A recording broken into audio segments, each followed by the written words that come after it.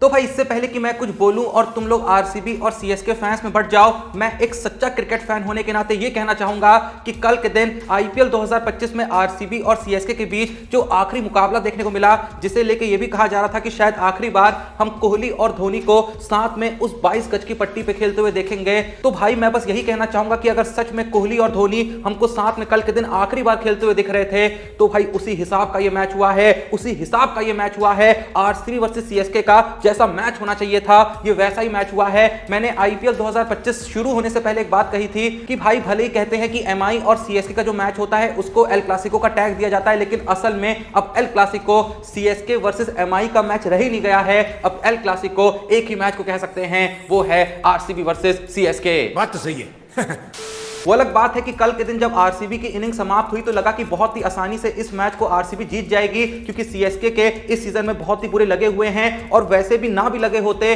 तो भाई जब 214 रन का टारगेट हो तो भाई मुश्किल होता ही है। खासकर जिस तरीके का इस बार का सीएसके का बैटिंग लाइनअप है, भाई मेरे को बिल्कुल उम्मीद नहीं थी कि सीएसके इस मैच में आसपास ही पहुंचेगी। लेकिन एक वक्त पे क्या भाई, जब तक 16 ओवर हुए थे तब तक तो 100% मेरे को लग रहा था कि सीएसके भाई आज के दिन पलटवार करने वाली है, सभी को चौंकाने वाली है, आरसीबी को इस मैच में हराने वाली है। लेकिन आरसीबी ने कुछ वैसा ही कमाल किया जो कि उन्होंने पिछले सीजन में करा था, जब सीएसके को प्लेऑफ से बाहर कर दिया था। और एक बार फिर से यश दयाल ने यह प्रूव कर दिया कि पिछली बार उनसे गलती नहीं हुई थी। जब बात आएगी डिफेंड करने की आखिरी ओवर में कुछ रन्स, तो यश दयाल भाई वो काम करके दिखाएंगे। जहां साल 2024 में यश दयाल ने आखिरी ओवर में जडेजा और धोनी के सामने 16 रन डिफेंड करे थे, तो कल के दिन जडेजा, धोनी और दुबे के सामने यश दयाल ने 15 रन डिफेंड करके दिखाए और बताया कि भाई डेथ ओवर के मामले में उन पे भरोसा टिकाया जा सकता है। एंड मुझे तो भाई ये देख के खुशी हुई कि फाइनली आरसीबी ने भाई घर पे भी जीतना शुरू कर दिया है। और भाई आरसीबी को लेके इस सीजन में मैं जो सबसे बड़ी बात कह रहा था ना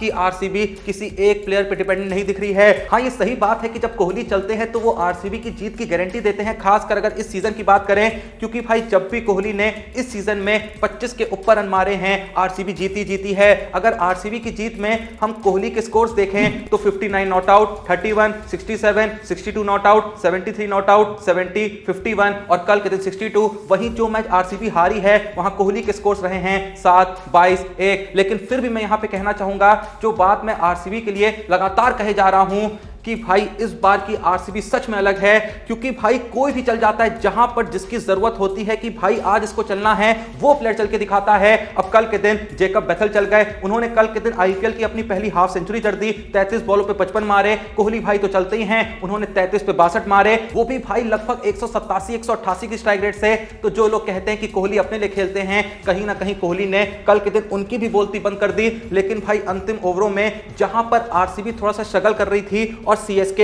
एक कमबैक करती हुई दिख रही थी, लग रहा था कि भाई यहां पर ज्यादा बड़ा टारगेट आरसीबी सेट नहीं कर पाएगी। टिम डेविड भले ही खेल रहे थे और लग रहा था कि यहां पर जरूरी है कि टिम डेविड आज एक बार फिर से अच्छा फिनिश करे, लेकिन कल के दिन रोमारियो शेफर्ड आते हैं और भाई पूरा का पूरा मैच ही चेंज कर देते हैं। 14 बॉलों पे 53 रन, 4 चौके, 6 छक्के। भाई ये जो 53 रन रोमारियो शेफर्ड ने मारे हैं, इसमें से 52 रन उन्होंने बाउंड्री से मार रखे हैं। तो इसीलिए कह रहा हूं कि भाई आज तक हमेशा जो आरसीबी के साथ समस्या रही है ना कि भाई अगर शुरुआती बैट्समैन नहीं चलते हैं तो भाई टीम के लग जाया करते थे, लेकिन इस बार सच में ऐसा हो रहा है कि टॉप ऑर्डर में कोई नहीं चलेगा तो भाई नीचे आके कभी देवदत्त पट्टिकल चल जाते हैं, कभी पाटीदार चल जाते हैं, वो नहीं चलते हैं तो जितेश शर्मा चल जाते हैं, टिम डेविड चल जाते हैं और कल के दिन रोमारियो शेफर्ड भी चल गए। तो यहां पर यह कहने में कोई शक नहीं होना चाहिए कि भाई कल के मैच की जीत के बाद आरसीबी जो है वो प्लेऑफ में क्वालिफाई हो गई है। हाँ अभी भी उनकी टीम के नाम के आगे क्यों लिखा हुआ नहीं आ रहा है पॉइंट्स टेबल पे, लेकिन वहां पर एक इनविजिबल सा क्यू है जो हमको बस दिख नहीं रहा है। वरना भाई मैं इस बात की तुमको गारंटी दे रहा हूं कि आरसीबी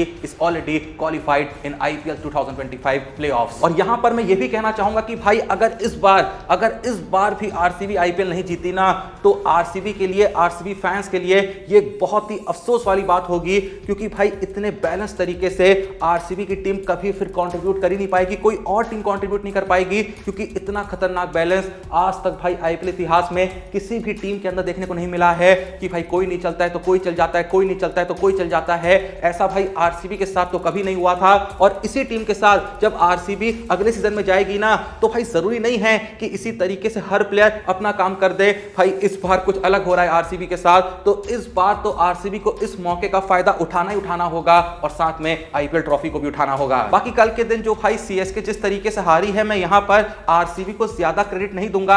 हां, आखिरी के ओवरों में उन्होंने अच्छी बॉलिंग जरूर कराई, लेकिन भाई जो डेवाल्ड ब्रेविस को एलबीडब्ल्यू आउट दिया गया ना, पहले तो भाई डीआरएस का टाइमर चल नहीं रहा था, उसके बावजूद भी कह दिया कि आप डीआरएस ले नहीं सकते हैं। और भाई टाइमर की बात गई भाड़ में, आखिर कोई अंपायर उसको आउट कैसे दे सकता है? भाई इतना क्लीन नॉट आउट था, भाई मैंने सीधे कह दिया था ये नॉट आउट है, यहां पे अपील करने की जरूरत ही नहीं है। लेकिन जैसे ही अंपायर ने उंगली उठाई, मैंने कहा भाई इतना फुद्दू डिसीजन वो भी नितिन मेनन आखिर कैसे दे सकते हैं? उधर ट्विटर पे इरफान पठान भी लिखने पे मजबूर हो गए कि इससे बड़ा, मैंने इससे खराब हॉरिबल डिसीजन आज तक आईपीएल इतिहास में अंपायर की तरफ से देखा ही नहीं। एक होता है मुंबई के मैच में डीआरएस टाइमर ओवर हो जाता है, लेकिन उसके बावजूद भी रोहित शर्मा डीआरएस ले लेते हैं। लेकिन यहां ना डीआरएस टाइमर चल रहा है, ऊपर से इतना फुद्दू डिसीजन दिया गया है, लेकिन उसके बावजूद भी डेवाल्ड ब्रेविस डीआरएस ले ही नहीं पा रहे। ये भगवान क्या जुल्म है। अब देखो, भले ही कल के दिन जडेजा ने एक अच्छी पारी खेली, लेकिन फिर भी सीएसके की हार के बहुत बड़े जिम्मेदार रविंद्र जडेजा भी रहे। क्योंकि भाई जहां उन्होंने पहली 20 बॉल खेली ना, वहां उन्होंने 35 रन मारे, 175 की स्ट्राइक रेट रही, 4 चौके लगाए, एक छक्का लगाया। फिर 21 से जो 35 बॉल खेली, वहां उन्होंने 30 रन बनाए, स्ट्राइक रेट 200 की रही, 3 चौके लगाए, एक छक्का लगाया। लेकिन उन्होंने अपनी आखिरी की जो 10 बॉलें खेली, 36 से 45वीं जो बॉल खेली, वहां मात्र 12 रन मारे, 120 की स्ट्राइक रेट रही, मात्र एक चौका लगाया। मतलब भाई अच्छी खासी पारी बिल्ड करने के बाद आप मैच को फिनिश नहीं कर पाए, आपकी स्ट्राइक रेट यहां से यहां आ गई, तो हार का क्रेडिट तो आप ही को जाता है। वो अलग बात है कि मैच खत्म होने के बाद जब Mahendra Singh Dhoni post match presentation में आते हैं, तो वो कहते हैं कि इस हार की जिम्मेदारी मैं लेता हूं, मेरे को अपने शॉट्स और अच्छे से कन्वर्ट करने चाहिए थे, कुछ और बड़े शॉट्स मुझको लगाने चाहिए थे, वो मैं नहीं लगा पाया, तो कहीं ना कहीं हार का जिम्मेदार मैं ही हूं। जिस वक्त पे भाई सीएसके के 16 ओवर्स कंप्लीट हुए थे, तो वहां पर भाई साफ साफ हॉटस्टार पे देखने को मिल रहा था कि सीएसके की 80% चांसेस थी उस मैच को जीतने की, लेकिन वहां से आरसीबी उस मैच को खींच के ले जा लेती है।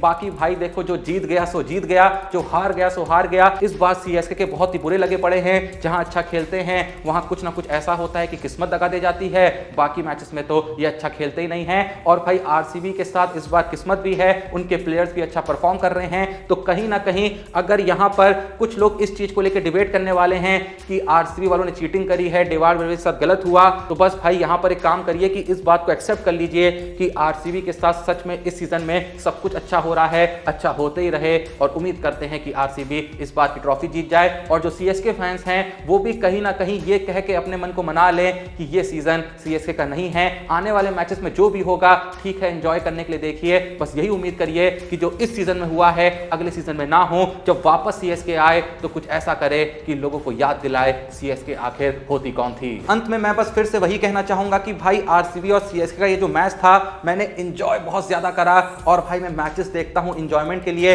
ना ही धोनी मेरा घर चला रहे हैं, ना ही सीएसके वाले मेरा घर चला रहे हैं, ना ही आरसीबी वाले मेरा घर चला रहे हैं। हाँ, एक तरीके से चला भी रहे हैं, क्योंकि भाई वीडियो बनाते हैं तो व्यूज आते हैं, व्यूज आते हैं तो 50-100 रुपए आते हैं, जिससे घर पे पनीर वगैरह बन जाती है। तो एक तरीके से घर चला रहे हैं। लेकिन भाई मैं इतना चीजों को दिल पे नहीं लेता हूं कि अरे सीएसके हार गई, आरसीबी जीत गई।